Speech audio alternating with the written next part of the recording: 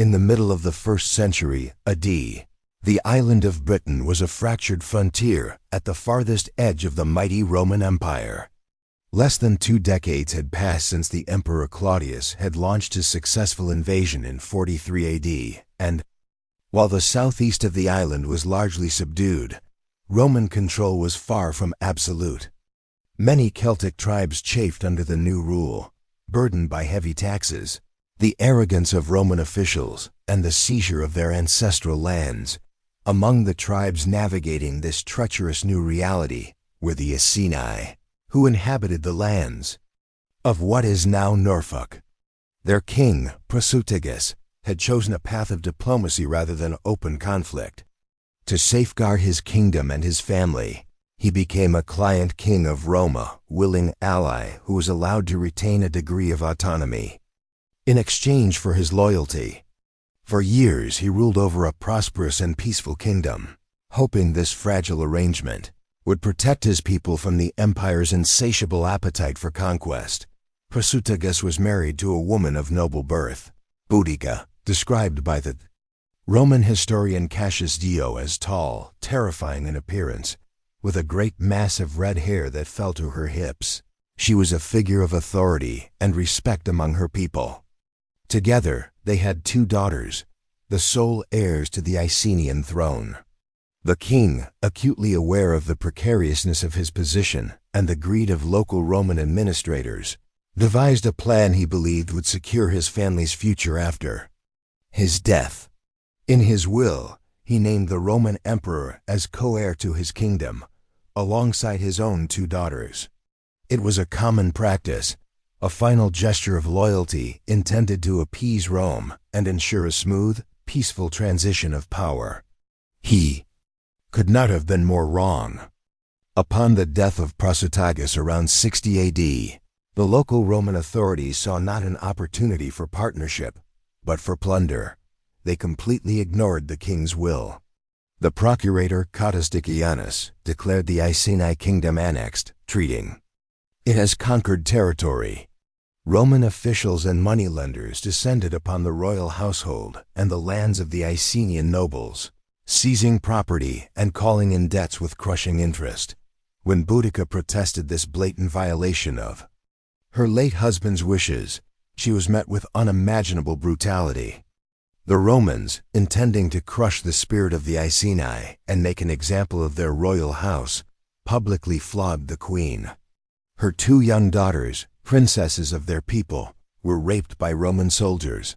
This was more than just greed. It was a calculated act of humiliation, designed to demonstrate the absolute and merciless power of Rome. But in their arrogance, the Romans had made a catastrophic miscalculation. They had not broken Boudica's spirit. They had forged it into a weapon of pure, unquenchable vengeance. The lash marks on her back became a symbol of Roman tyranny, and the violation of her daughters became a rallying cry that would soon echo across the whole of southeastern Britain. News of the atrocities committed against the Iceni royal family spread like wildfire. The Iceni, stripped of their lands and their dignity, rose in furious rebellion around their warrior queen. Boudica, standing before her people, was no longer just a grieving widow but an avatar of Celtic fury. Her personal quest for vengeance merged with the deep-seated resentment of the neighboring tribes, the Trinovantes, who had seen their capital city turned into a Roman colony for retired legionaries, Camulodunum, modern Colchester, and a grandiose temple built to the deified Emperor Claudius, a man they viewed as their enslaver, were the first to join her. Other tribes, oppressed by Roman rule, swelled the ranks of her army. Soon, a vast Celtic horde, estimated by some ancient sources to be over 100,000 strong, was marching under Boudica's command. They were united by a single terrifying purpose: to drive the Romans from their lands and to burn their world to the ground. Their timing was perfect. The Roman governor, Gaius Suetonius Paulinus, a skilled and ruthless general, was far away on the island of Mona, Anglesey in Wales, exterminating the Druids, the spiritual heart of Celtic resistance. The bulk of Rome's military might in Britain was with him, leaving the southeastern province dangerously exposed. The first target of Boudicca's enraged horde was Camulodunum, modern Colchester, the former capital of the Trinovantes and now a symbol of Roman dominance and oppression. It was a colony for retired Roman soldiers, a vibrant city of Roman culture, and most offensively, home to a massive, imposing temple dedicated to the Emperor Claudius. To the Britons, this temple was not a place of worship, but a fortress of foreign gods and a constant reminder of their subjugation. Draining their resources through heavy levies for its upkeep, the city was ill-prepared for a siege. Its fortifications were weak, and many of its inhabitants were civilian veterans, not battle-hardened legionaries. When Boudicca's forces descended, the attack was swift and merciless. The defenders, mostly locals and a small garrison, were quickly overwhelmed. The Roman citizens, men, women, and children, were slaughtered indiscriminately. The Grand Temple of Claudius became a final, desperate stronghold for those who sought refuge. But even it could not withstand the relentless assault.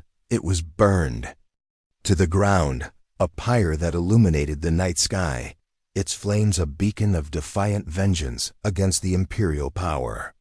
The destruction of Camulodunum was total, its streets running with blood, its buildings reduced to ash and rubble.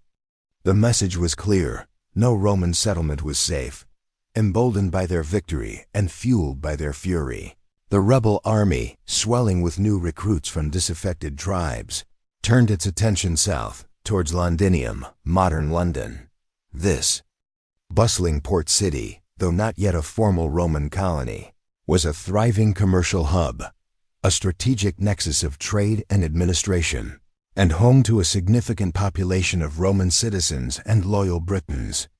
News of Camulodunum's fate had reached Londinium, causing widespread panic. Governor Suetonius Paulinus, having learned of the uprising while still in Mona, had immediately begun a desperate forced march back across Britain with his legions.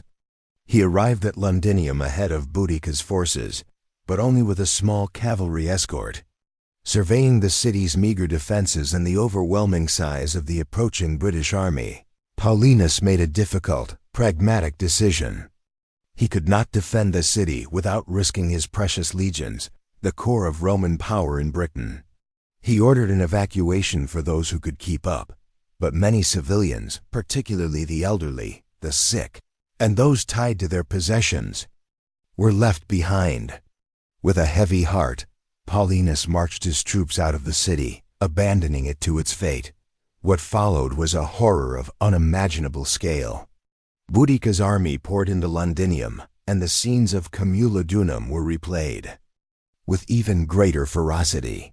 The city was systematically pillaged and burned, every Romang found within its walls put to the sword. The sheer savagery was a deliberate act, intended not just to defeat, but to utterly demoralize and terrify the occupiers. Archaeological evidence from modern London still bears the scars of this inferno, a thick layer of burnt debris known as the Boudiccan destruction layer. Next, the rebels turned west to Verulamium, modern St. Albans, another significant Romanized town, the capital of the Catuvellauni tribe, who were allied with Rome. Here, too, the pattern of destruction was repeated. Verulamium met the same fiery end as the previous two settlements, its Roman inhabitants massacred, its buildings reduced to charred ruins. By now, the death toll among Roman citizens and those loyal to Rome was staggering, estimated by ancient sources to be between 70,000 and 80,000. Boudicca's name struck terror into the hearts of every Romang in Britain, and panic spread even to Rome itself, with Emperor Nero reportedly considering withdrawing from the island entirely. While Boudicca's army wreaked havoc across the province, Governor Suetonius Paulinus was not idle. He was a seasoned military commander, known for his stern discipline and strategic acumen. After abandoning Londinium, he managed to link up with the Legio XIV Gemina and parts of the Legio XX Valeria Victrix, which had hurried south to meet him. He was also expecting the Legio IX Hispana, But they had been ambushed and almost annihilated by Boudicca's forces earlier in the rebellion. The commander of Legio II Augusta, Peneus Postumus, refused to march, perhaps fearing the overwhelming numbers are choosing to protect his own camp. This left Paulinus with only about 10,000 highly trained, heavily armed legionaries and auxiliaries, a mere fraction of Boudicca's vast, though less disciplined, army. Paulinus knew he could not risk a protracted campaign or urban warfare against such overwhelming numbers. He needed to choose his battleground carefully, one that would negate the Britons' numerical advantage and allow his disciplined legions to employ their superior tactics and weaponry. He selected a narrow defile, probably at the end of a long, open plain, flanked by dense woods or hills that would prevent the Celtic chariots and cavalry from outflanking his position. At his back, a thick forest would prevent any rear attack and serve as a natural barrier, forcing the British to attack head-on into the disciplined Roman ranks. The Roman soldiers, though outnumbered 10-1, were hardened veterans. They knew their lives and the future of Roman Britain depended on this single decisive engagement. They stood ready, their gladi unsheathed, their pila at the ready, behind their formidable defensive formation. Across the plain, the Celtic army gathered, a massive, roaring tide of humanity. Boudicca, standing tall in her chariot, her red hair streaming, harangued her troops, reminding them of the injustices they had suffered and promising them ultimate victory and freedom. She called upon the goddess Andraste, pledging to sacrifice every Roman taken alive. The warriors, their bodies painted with woad, their weapons gleaming, were in a frenzy of anticipation, eager for the final climactic battle that would drive the Roman oppressors into the sea. Behind their lines, a vast train of carts and wagons, filled with the women and children of the tribes, had gathered to witness the glorious triumph and plunder of the vanquished Romans. They were so confident of victory that they had brought their families to watch the show. The stage was set for one of the bloodiest and most decisive battles in Roman history. The fate of Britain, and indeed the future of Roman expansion, hung precariously in the balance. The air on the battlefield crackled with a palpable tension. On one side, a vast, chaotic sea of Celtic warriors, roaring with a righteous fury born of vengeance and a deep love for their land. On the other, a thin, silent line of scarlet and steel, the legions of Rome, disciplined, confident, and utterly lethal. The Celtic charge, when it came, was a human tidal wave. With thunderous battle cries that shook the very ground, tens of thousands of warriors surged across the plain. Chariots, the feared weapons of the British tribes, rattled at the forefront, their drivers skillfully maneuvering while warriors hurled spears into the Roman ranks. It was a terrifying spectacle of raw, untamed power, intended to overwhelm the enemy through sheer numbers and ferocity. Paulinus held his nerve. He let the charging horde come on, allowing the narrow terrain to compress their ranks, turning their greatest strength, their numbers, into a deadly weakness. The Britons, packed tightly together, became a single dense target. As they entered the effective range, the Roman officers gave the command. The sky briefly darkened as the front ranks of the legions hurled their pella-heavy, expertly designed javelins. The first volley tore into the charging Britons with devastating effect. The long, soft iron shanks of the pila were designed to bend on impact, making them impossible to pull out and throw back. Shields became impossibly heavy and useless, and bodies were pierced through. The initial momentum of the Celtic charge faltered, stumbling over the dead and dying as a second volley rained down upon them. Before the Britons could recover from the shock, Paulinus ordered the advance. The Roman infantry, in their classic wedge formations, moved forward at a steady, relentless pace. They were not individual warriors, but a single cohesive machine of disciplined death. Their large, curved shields, the scuda, interlocked to form an almost impenetrable wall. From behind this wall, the legionaries engaged in their brutal, efficient work, using their short, stabbing swords, the gladi, to lethal effect in the close quarters fighting. The battle devolved into a gruesome, one-sided slaughter. The Britons, with their long swords and smaller shields, were no match for the Roman machine in such a confined space. They had no room to swing their weapons effectively, while the Romans stabbed relentlessly from behind their shield wall, aiming for the torso and face. The auxiliaries on the flanks, armed with spears and swords, pushed inwards, while the Roman cavalry, the alae, charged from the wings, crashing into the Celtic flanks and turning the engagement into a chaotic rout. Panic erupted in the British ranks.